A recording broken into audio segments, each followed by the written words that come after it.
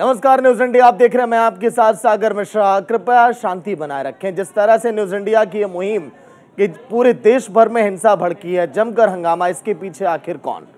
News India लगातार ये appeal कर रहा है कि इस तरह की हिंसा से आप दूर रहें और जो लगातार सोशल मीडिया पर कमेंट किए जा रहे हैं, जो पोस्ट लगातार किए जा रहे हैं भड़काऊ, उससे भी आप बचें। चलिए, निशांत कुमार ने एडीजी लॉ एंड ऑर्डर से बात की, सुनाते हैं आपको। पुलिस एक्शन में है, अरेस्ट चल रही है और भी एक्शन में है पुलिस। हमारे साथ एडीजी एलओ प्रशांत कुमार साहब हैं। सर, कितने लोग अरेस्ट हुए हैं अभी तक और क्या क्या और आगे कार्रवाई होने जा रही है? अभी तक कल की हिंसा के मामले में 220 लोगों की गिरफ्तारी हो चुकी है तथा लगातार हमारी दबिशें चल रही हैं। सभी जगह पूर्णतः शांति है तथा इसके अतिरिक्त जो भी दोषी हैं उनके विरुद्ध गंभीर धाराओं में अपराध पंजीकृत किए गए हैं। इनकी पहचान वहाँ मौके पे मौजूद वीडियो या फोटोग्राफ्स के द्वारा की जा रही है और भी गिरफ्तारी की जाएगी। इनके विरुद्ध गैंगस्टर एक्ट के तहत कार्रवाई की जाएगी तथा जो सार्वजनिक और निजी संपत्तियों को जो क्षति पहुंची है उस क्षति की पूर्ति इनसे ही कराई जाएगी और वो एक विधिक प्रक्रिया के अनुसार। सर, एक दो बातें आज आई हैं। एक तो एडीजी जोन प्रयागराज ने कही और एक एसएसपी प्रयागराज ने कहा है। वो ये कह रहे हैं कि बच्चों को आगे करके पीछे से पत्थर फेंके गए, यानी कोई प्लान्ड स्ट्रेटजी थी। और दूसरा ये कहा गया है कि लेफ्टिस्ट ऑर्गेनाइजेशन से जुड़े हुए लोग इसमें इन्वॉल्व थे। तो क्या ये पॉलिटिकली मोटिवेटेड भी था और एक स्ट्रेटजी प्लान करके ये सब हुआ है इतनी जगहों पर?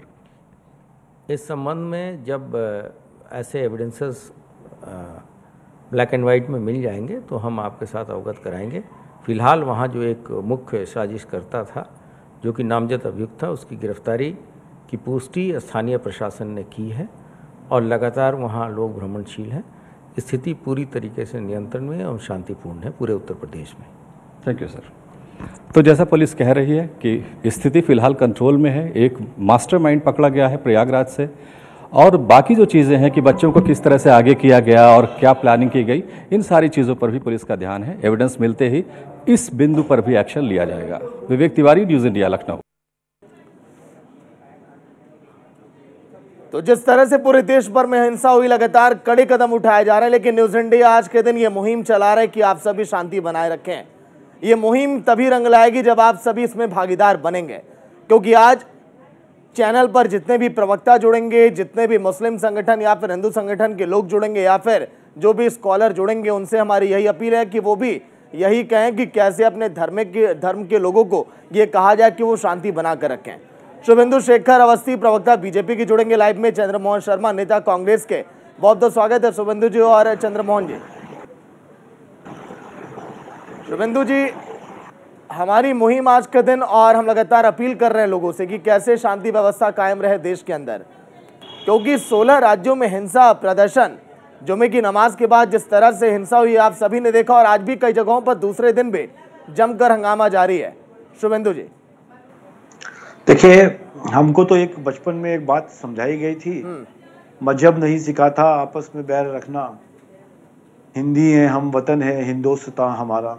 इस देश में देश से ऊपर ना कोई धर्म है ना राजनीतिक पार्टियां हैं, और जो लोग भी इस देश को तोड़ने का कोशिश करेंगे, चाहे धर्म के नाम पर या अपनी राजनीति के नाम पर, उनको नहीं छोड़ा जाएगा। वो किसी भी धर्म के हों, किसी भी राज्य के हों, किसी भी जाति के हों, किसी भी पॉलिटिकल पार्टी के हों, उन पर एक्शन लिया जाएगा।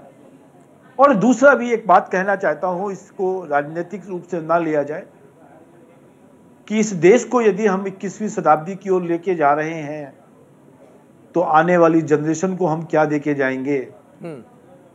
यदि ये विचार कर लें हम सब लोग, अभी आपने दिखाया कि किस तरीके से कुछ लोग दंगा कर रहे हैं बच्चों को आगे करके, तो क्या हमको इस लड़ाई, इस झगड़े में बच्चों को हम ये दिखाना चाहते हैं कि किस तरीके से हम पत्थर मार सकते हैं?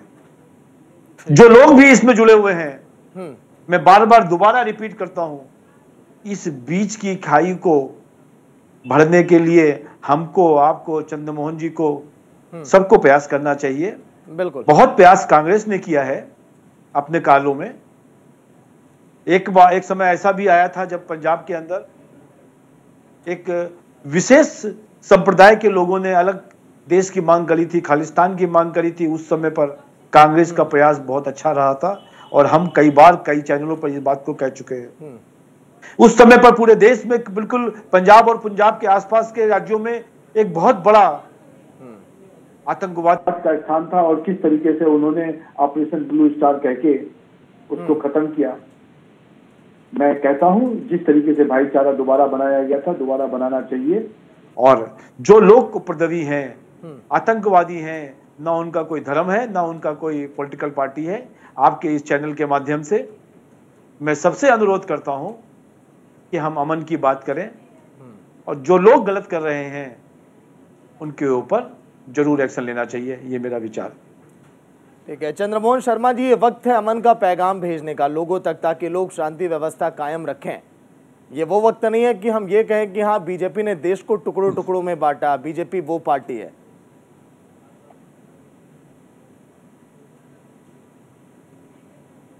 जरा याद करो कुर्बानी, जो वतन सरहद पे थे और हम थे अपने वतन के अंदर। ठीक है, आज का माहौल हमें संभालना होगा, उस माहौल को। जो कुछ फिरका परस्त ताकतें जो देश के अंदर आज भाईचारे को तोड़ रही है, हम सबको मिलना होगा। आज सब गिले शिकवे बोलने होंगे और सब गिले शिकवों को भूलकर एक वतन एक तिरंगा, उस पर ध्यान देना होगा। ये हिंदुस्तान है, सबका वतन है, सब वासी हैं इसके अंदर, और हिंदुस्तान के हर वतन का, हर वतन के हर वासी का उसके अंदर योगदान है। यही पर पार्टी सरकार की है, यही पर पार्टी देश के हर उस नागरिक की है। समझने और समझाने में अगर कहीं वक्त गुजरा और कोई चीजें गुजर गई और खराब हो गई, उन्हें भूलना होगा। एक नए अध्याय और एक नए अध्याय की शुरुआत करनी होगी। कुछ हुआ, कुछ गलत हुआ, कुछ सही हुआ, जो हुआ वो पीछे चला गया। ना इतिहास छेड़ो, ना आज छेड़ो, वर्तमान की चिंता करो। आज सवारो, वर्तमान कल आपका है। इतिहास को पीछे छोड़ो, आज से चलकर भविष्य की तैयारी करो। यही संदेश देश के हर नागरिक को, सरकार को देना है, और इसी की पर पार्टी के ऊपर सरकार को भी आज ऐसा सिस्टम डेवलप करना है जिससे कि आज हम आज की बात करें और भविष्य की सोच करें। वो भविष्य कल और आज के अंदर सबका हो, सब धर्मों का हो, सब मजहबों का हो, और कोई भी मजहब के व्यक्ति। बिल्कुल आपकी एक पहल को मैं साधुवाद देता हूं। और अगर हमारी आवाज जहां तक जा रही है, भूल जाए किसने क्या कहा, भूल जाए क्या हुआ, क्योंकि वतन के अंदर अगर किसी तरह की भी आग लगेगी तो वो मेरे और आपके घर पे भी लगेगी। और जिस तरह से हमारे वतन को लूटने के लिए जब कभी भी किसी ने आतताई आया, जब कभी भी वतन पे अटैक हुआ, तो ना हिंदू था, ना मुसलमान था, ना सिख था, ना ईसाई था। देश का एक हिंदुस्तानी व्यक्ति था जो उससे डट के मुकाबला करा था। तो आज भी हम सबको उस सोच के साथ मुकाबला करना होगा। कुछ गलत चीजों को भूलना होगा। ना तूने गलत कहा, ना मैंने गलत कहा। जो कहा उसे भूलकर आगे चलना होगा। ये पहल जो आपके चैनल करी है वो एक अच्छी पहल है, और मैं अपील करता हूँ कुछ सीखे सब लोग। देखिए बिल्कुल चंद्रमोहन जी, आज सुबह 7 बजे से लगातार हमारी यही कोशिश है, हम यही मुहिम हम चला रहे हैं, लोगों से प्रार्थना कर रहे हैं, हम निवेदन कर रहे हैं कि लोग शांति व्यवस्था कायम रखें। देश की अगर राजनीतिक पार्टियां, नेता भी अगर ये काम अगर करने लगे तो शायद ये जो हालात पैदा हो रहे हैं हो ही ना देश के अंदर। अवस्थी जी मानते हैं कि नहीं इस बात को? मैंने अपने पहले ओपनिंग स्टेटमेंट में ये बात कही है। मैं खुद पिछले 4 दिनों से कानपुर में हूँ, और जो यहाँ की पीस कमेटी है उसके साथ बैठकें चल रही हैं। और आपने देखा कि जहाँ पे पिछले जुम्मे में काफी दिक्कतें आई थी, वो इस जुम्मे में सब कुछ ठीक हुआ। और जो लोग इस तरीके के चीजों में थे, गिरफ्त में थे, जो लोगों ने इस तरीके को भड़काने का प्रयास किया, उनको उस पर एक्शन भी हो रहा है। सभी दलों के लोगों के ऊपर हो रहा है, खाली एक व्यक्ति विशेष या किसी व्यक्ति धर्म पर नहीं हो रहा है। और जो इन्होंने बात कही चंद्रमोहन जी ने, पुराने प्रवक्ता हैं और बड़े समझदार प्रवक्ता हैं। कई चैनलों पर हम लोग कई बार साथ में रहते हैं। वैचारिक अपने अपनी पॉलिटिकल पार्टी के विषय में रखते हैं अपने विचार, परंतु जब देश की बात होती है तो हम सब लोगों के लिए देश से ऊंचा कुछ नहीं है। बिल्कुल। और जब देश से ऊंचा कुछ नहीं है तो देश को आगे बढ़ाने के लिए, देश के विकास के लिए, देश को टूटने से बचाने के लिए जो लोग सामने आएंगे वो साधुवाद के पात्र हैं, और जो लोग तोड़ना चाहते हैं उनकी मंशा पूरी नहीं होगी। सागर जी, लेकिन अवस्थी जी, हम ऐसे हालात पैदा हम क्यों होने देते हैं? कोई भी पार्टी हो, कोई भी पार्टी का प्रवक्ता हो, नेता हो, अगर वो इस तरह की बयानबाजी अगर करता है, देखिए हम किसी की जुबान पर लगाम तो हम नहीं लगा सकते वो क्या जाकर कब वो बोल जाए, लेकिन एक गाइडलाइन एक बने, उसको वार्निंग दी जाए। अगर जी बोलिए। देखो, मैं एक बात कहूंगा सागर जी, पूरी बात समझ में आ गई आप जो पूछना चाहते हैं। ऑलरेडी गाइडलाइंस रहती हैं हमारी, हम प्रवक्ता हैं, हमको क्या बोलना है क्या नहीं बोलना है। कई बार लोग अति उत्साह में, अति आवेग में, या प्रवक्ताओं की भी जो एक क्या कहते हैं, चंद्रमोहन जी समझ सकते होंगे, एक रेस होती है कि हम किस तरीके से कुछ ज्यादा अच्छा बोल जाएं। लोग गलत बोल जाते हैं और पार्टियों को उसका संज्ञान लेना चाहिए और उस पर एक्शन होना चाहिए। हम लोगों ने लिया है, हमने उनको पार्टी की उससे निष्कासित भी किया है, और जो लोगों ने उसको प्रसारित करने की कोशिश करी उनको तो पार्टी के 6 साल की प्राथमिक सदस्यता से भी हटाया गया है, और हमने तो एफआईआर भी करवाई है, और आप जल्द देखेंगे उस पर एक्शन भी होगा। चंद्रमोहन जी हाथ उठा रहे हैं, बताइए। देखिए, मतभेद होने चाहिए, मनभेद नहीं होने चाहिए। बिल्कुल।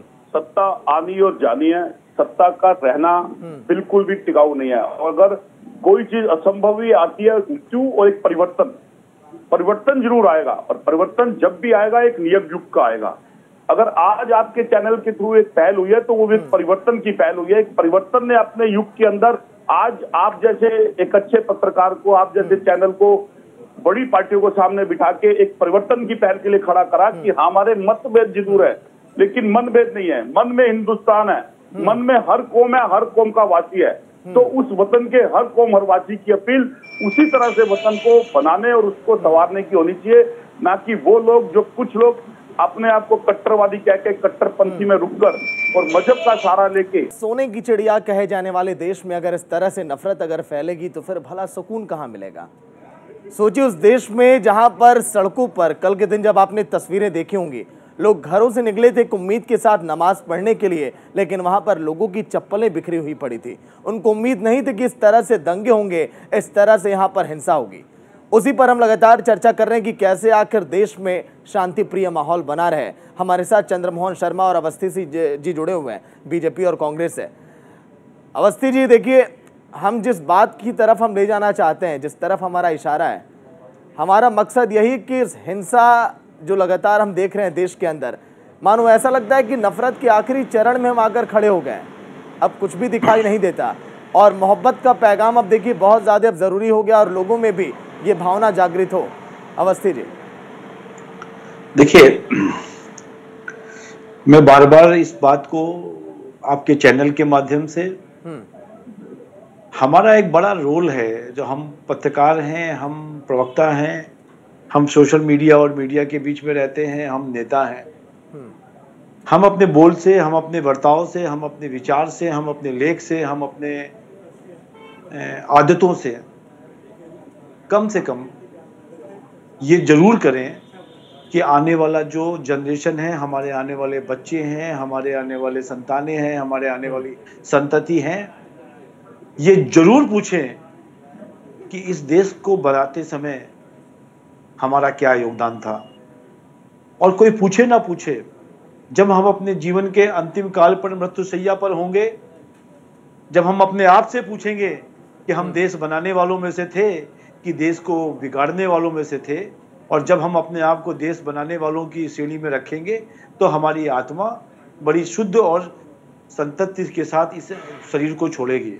बिल्कुल। और यही बात मैं हमेशा कहता हूं, हर लोगों के बीच में कहता हूं कि आप किसी भी जाति के हो, किसी भी धर्म के हो, किसी भी राज्य के हो, किसी भी राष्ट्र में क्यों ना रहते हो, कोई भी भाषा क्यों ना बोलते हो, यदि इस देश को अपना देश मानते हो, इस भारत माता को अपनी माता मानते हो, भारत माता की जय कहते हो, तो वो किसी भी धर्म के हो, एक साथ रहना चाहिए। आपके चैनल पे यदि मनीष अवस्थी जी के साथ मेरी दोस्ती है तो उतनी ही दोस्ती सरफराज जी के साथ भी है। और बड़े फख्र से साथ कहता हूं कि इन दोस्तियों में 1% का भी फर्क नहीं है धर्म को लेके। यदि यही बात सबको समझ में आ जाए तो शायद ये हम देख रहे हैं ये दिखाई ना पड़े।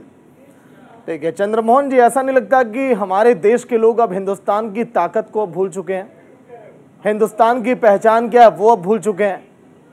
हिंदुस्तान वो मुल्क है जहां पर सभी मेल के लोग रहते हैं, किस तरह से मिलजुल कर हम रहते हैं। देखिए, मैं नहीं मानता हूं इस बात को कि देश के लोग इस बात को भूल चुके हैं कि हम जिस मुल्क में रहते हैं कि उस मुल्क के अंदर क्या लोगों ने शहादत दी है। हाँ, वक्त के साथ कुछ आवाजें बदली, कुछ आवाजों के औचित्य बदले, जिन औचित्यों की शायद कुछ कमियां थी, उन कमियों का कारण एक ऐसा सिस्टम आ गया। मैं उस पर नहीं जाऊंगा क्योंकि आज विषय नहीं है, उस पर मैं कोई वाद विवाद नहीं करूंगा। लेकिन ऐसे ही एक मशहूर शायर है जो कहते हैं कि इस जिंदगी पे कौन ना मर जाए खुदा, कि इस जिंदगी पे कौन ना मर जाए खुदा, कि लड़ते हैं पर हाथ में तलवार नहीं होती। आज देश को ऐसी चीजों की जरूरत है कि हमारे वाद विवाद होने चाहिए, बिल्कुल, क्योंकि लोकतंत्र है, संविधान की व्याख्या है कि हम वाद विवाद रख सकते हैं, हम अपनी बात तो रख सकते हैं, लेकिन उसके अंदर अगर हम तेरा मजहब, मेरा मजहब, उसका मजहब, ये उसका, ये उसका, ये उसका, उन शब्दों को नहीं कहूंगा, वो नहीं चाहिए आज देश को। क्योंकि जो चीज आज हम बांट रहे हैं वो कल उस पौधों पे जानिए जो पौधों ने वृक्ष होने हैं, और जो पहले वृक्ष थे जो आज चले गए वो ऐसा नहीं बांट के गए जिसकी उदाहरण के लिए मैं और शुभेंदु अवस्थी जी बैठे हैं। शुभेंदु अवस्थी जी की विचारधारा एक ऐसी पार्टी से है, मेरी विचारधारा एक वैसी पार्टी से है, लेकिन हम दोनों दोस्त हैं, हमारे मन का भेद नहीं है, हम दोनों मिलते हैं, बात भी करते हैं, लेकिन मतभेद सिर्फ वाद विवाद होता है हमारे विचारों पे। उस विचारों की लड़ाई होने का मतलब ये नहीं कि हम उसको मजहब और धर्म में ले जाए। देखिए ये ठीक है चंद्रमोहन जी, अवस्थी जी, वक्त थोड़ा कम है। जिस तरह से आप लोगों की बातें, उम्मीद है हम सभी को कि इस तरह के जो हालात पनपे इससे बाहर हम निकल पाएंगे। शुक्रिया बातचीत के लिए। न्यूज इंडिया आज के दिन आपको यही बता रहा है कि किस तरह से अमन, चैन, शांति देश में कायम हो। आज अगर किसी भी पार्टी का प्रवक्ता हमारे मंच पर बैठेगा तो उनका भी यही कहना, वो भी यही संदेश आपको देंगे कि कैसे दंगे और हिंसा से आप दूर रहिए। हमारा मकसद आज के दिन चीख चिल्लाहट और शोर शराबा नहीं है, हमारा मकसद है कि कैसे देश में अमन, चैन और शांति बरकरार रहे और आपसी सौहार्द और भाईचारा बरकरार रहे।